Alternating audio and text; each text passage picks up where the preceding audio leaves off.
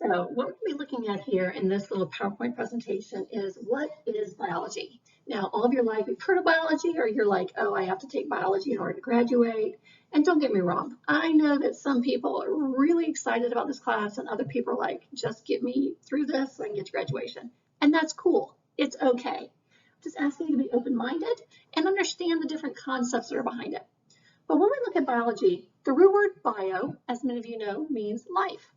Anytime you have L-O-G-Y at the end of it, that means the study of. So biology means the study of life. And in biology, we are going to take you through different processes. And one of the things that I talk about is this idea that structure determines function. You have to understand the parts of a car before you can put the car together and make it work. So in biology, the first part of biology tends to be the hardest because it's molecules, it's concepts, it's processes, it's things that cells do. Because I can't start talking about a plant if you don't understand why a plant cell works the way it works and how that's different from how an animal cell works. So when we look at biology with the study of life, we have to start small. We're going to start off looking at the different chemicals that we can have inside of cells. Because if a cell has more of this chemical in it, it's going to act different than the cell that has more of a different kind of chemical in it. And then we can come together and talk about the cells, the different kinds of cells, and how the shapes of cells can affect how that cell does its job. For example, a red blood cell looks like a little boat. Well, that makes sense because it carries stuff. While a neuron, which is a nerve cell, looks like a kite, or looks like it has all these antennae coming off of it, just like your radio antenna is used to, or your TV antenna is used to back in the day, in order to receive information. And then after we talk about cells, we'll move into different processes that cells do, and evolution, and then into the different creatures that we have here on Earth. But in order to talk about the study of life, we have to look at what we call the characteristics of life. And in order to be considered alive, you have to be all of these things at some point in time in your life at the same time. So for example, a stone would be non-living. It's not going to have some of these characteristics, while a tree will be alive. The wood table you sit at is dead. There's a difference between something that's non-living and something that's dead. To be considered alive, you have to have all of these characteristics. If you're dead, you lost some of these characteristics along with that at some point. Non-living things are never living to start with. So you're like, okay, what are you rambling on about? Let's move on. Now, what I have listed here are different characteristics of life. They are in no certain order. But I can tell you, in my class, anytime we list something in the notes or in the lectures, be prepared to list it later on the test. And again, no particular order. But when we talk about the characteristics of life, one of the characteristics is organization. We have to be organized. Nature is not this hodgepodge of things thrown together. Okay? You might have tried to throw together something and it didn't quite work the way that you wanted to. Nature has to be very, very, very specific with their organization. And in order to be considered living, you have to be made up of cells. By definition, cells are the smallest unit of life. And when cells come together and work together, that makes tissues. And when tissues come together and work together, that makes your organs. And when organs come together and work together, that makes your organ systems. So in order to be considered living, you have to be made up of cells. Rocks aren't made of cells. Okay? Your car isn't made of cells. So even though your car moves, even though your car excretes waste products, even though your car needs nutrients, it's not considered living. Along those lines, reproduction. All living things reproduce.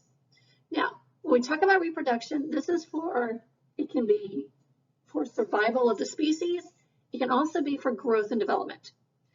All living things have the ability to reproduce. And again, a lot of times when we think about reproduction, we think about sexual reproduction, which is to continue the species. Well, you know that, I can't remember if it's mules or donkeys. One of them is sterile. Well, it's still alive because it can do asexual reproduction, which is what we call mitosis. It has the ability to make new cells. So all living things have the ability to reproduce, and they reproduce their cells, or they can actually reproduce and make new offspring. When your car gets damaged, your car cannot heal itself. It cannot make new cells to fill in that cut, to fill in that scratch. And no matter how bad you want it when you're 16 years old, your mom's car and your dad's car are not going to make a baby car for you. So cars cannot be considered living. Okay? A rock can't make new rocks. When a piece of a rock chips off, it can't grow a new piece back. So all living things have to be able to reproduce. And again, it can be sexual, which is the making of egg and sperm, and the egg and sperm come together to form what's called a zygote. Or it can be asexual, which is something called binary fission or mitosis, where we make new cells to replace cells that we've lost or were damaged or just die.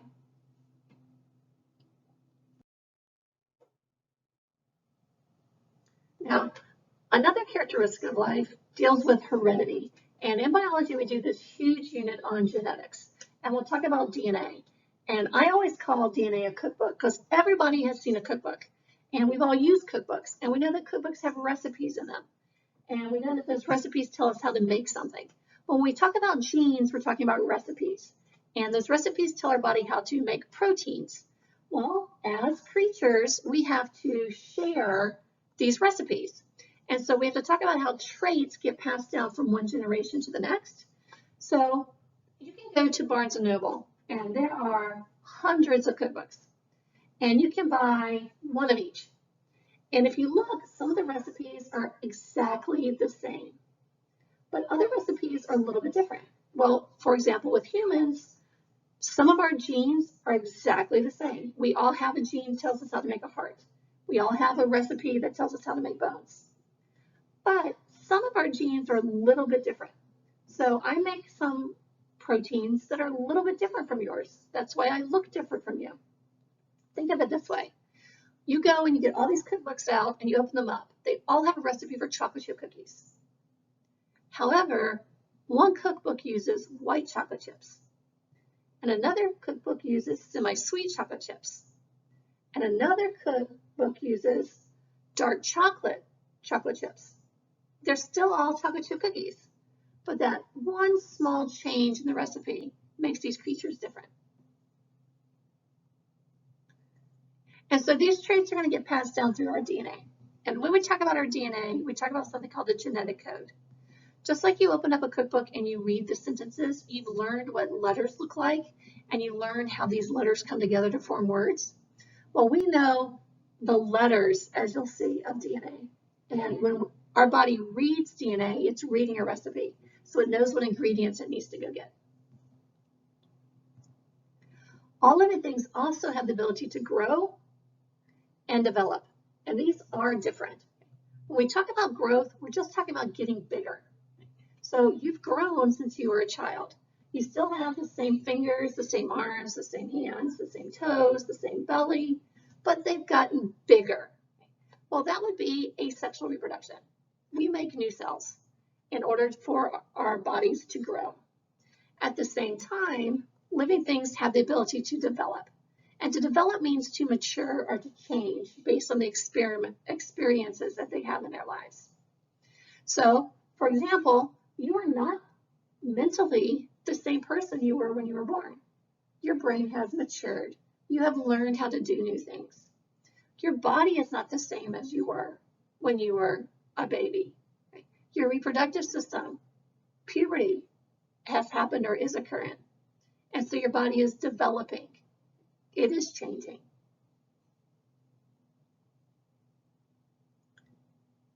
A lot of you are familiar with metamorphosis. Okay. Think about the butterfly.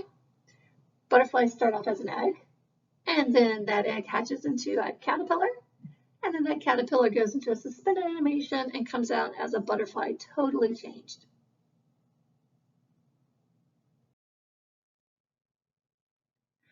Also, all living things do what's called metabolism. And for some reason, people tend to think metabolism has something to do with how much food you eat, and that is not the case. Metabolism involves how does your body use energy. It's basically all the chemical reactions your body does. And some of your chemical reactions break down molecules. Some chemical reactions in your body, for example, make molecules. So you eat dinner, you're going to break down the food in order to get the nutrients, but they got to turn around and use those nutrients to make things like new cells or hair or new skin. So when we talk about metabolism, it's the chemical reactions like photosynthesis would be a part of metabolism. Respiration, which is not breathing, it's how our bodies make the gasoline that our cells need in order to run. These would all fall into the metabolism. And this allows us to keep what we call homeostasis, which you'll see in a minute. All living things also have the ability to respond to stimuli. This is a protective measure that we have. Okay? So for example, we have reflexes. Reflexes are there to protect you. So you've all had the classic reflex where the doctor hits your knee. Well, that's an old reflex back to the time that nerve is used in ancestors. So, if something were to attack them and go for the leg, they would automatically kick. When you sneeze, you automatically close your eyes. Now your eyeballs are not going to pop out. But when you sneeze, you're blowing dirt and trash out of your mouth. And you don't want it to fly into your eyes because your eyes are the only thing in your body that's made from living tissue. When you look at yourself in the mirror, everything you see on you is dead. Your skin is dead. Your hair is dead. Well, if you think about it, it makes sense because dead things can't get infected. Dead things can't get hurt. However, your eyeballs are living. So when we sneeze, we close our eyes so that trash doesn't get up into our eyes and infect it. Plants respond to stimuli. If you've ever had a plant in a windowsill, once a week you're supposed to turn it because plants grow towards the light. So if the light just shines on one side of the plant's going to grow curved. That's why if you ever go, like you're riding down the street and you see trees and the limbs are only growing on one side of the tree, well, nobody's gone in and cut the limbs off the other side of the tree. If you're to watch the pathway of light, that's probably the only side of the tree that the light shines on. So that's where the plant is going to grow its limbs. Now, like I mentioned, I use the word homeostasis. The word homeo means the same, and metabolism goes along with this concept of homeostasis. All living things want to maintain what we call a stable internal environment. So for example, as humans, our normal body temperature is 98.6 degrees. Our bodies will heat up when we're cold, and our bodies will cause us to sweat in order to cool down, in order to try to keep us at 98.6 degrees. So all living things, all cells have to do some type of homeostasis. Now, it might not be temperature. It could be, for example, our bodies need a certain amount of salt in them. If we don't have enough salt, our nerves will not work like they're supposed to. But if we have too much salt, it will cause our blood to begin to dehydrate and get really thick. So cells have to be able to, kind of like your thermostat in your house, turn on and off in order to try to keep things as balanced as possible. Biology, the way that I teach it, is also an evolutionary course. And the term evolution simply is referring to a change over time. I'm not going to discuss religion. I'm not going to discuss that viewpoint. No matter what religion you are, you have a creationism story. Evolution is just a different concept. There's two sides to every story. I'm not going to ask you to believe evolution. I'm not even going to tell you what I believe. I am going to ask you to be open-minded and just understand that evolution is a change over time. Evolution is caused by mutations that happen. It's changes in our recipes. Sometimes that mutation is not very good. And so nature realizes that's not a good trait to have. And so that creature dies off. But sometimes that mutation can cause a wonderful change in that creature. And nature really likes that change. Like having a really long neck, living in an area where no other creatures can reach that high in order to get the leaves, like a giraffe. But when we look at evolution, we're simply going to look at the concepts behind how people believe things have changed over time. So we are going to talk about adaptations. Adaptations, the formal definition, is a structure, behavior, or process that increases the likelihood for survival. So again, these are all caused by mutations. Keep in mind, other than humans, most creatures have no clue what they look like. This peacock does not know what it looks like. It just knows it doesn't get eaten. It just knows that it survives. The polar bear doesn't know it's white. It just knows that, it blends in with the snow. There's, things can't see it. Adaptations are mutations that occur over time. And when enough time has passed, these mutations can make these creatures very different. And that's going to allow us to have different species. The last thing with characteristics of life is that all living things require water. If you are a believer of evolution, we believe that oceans came first. Now, they're not oceans like what we have today. There are probably a lot of really bad chemicals in it, but water came first. And so the very first cell showed up in water, and all living things still need water today.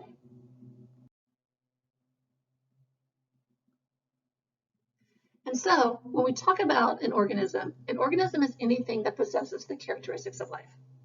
You have to have all of these characteristics in order to be considered living. Like I said, your car needs water in order to run. Your car has to do metabolism.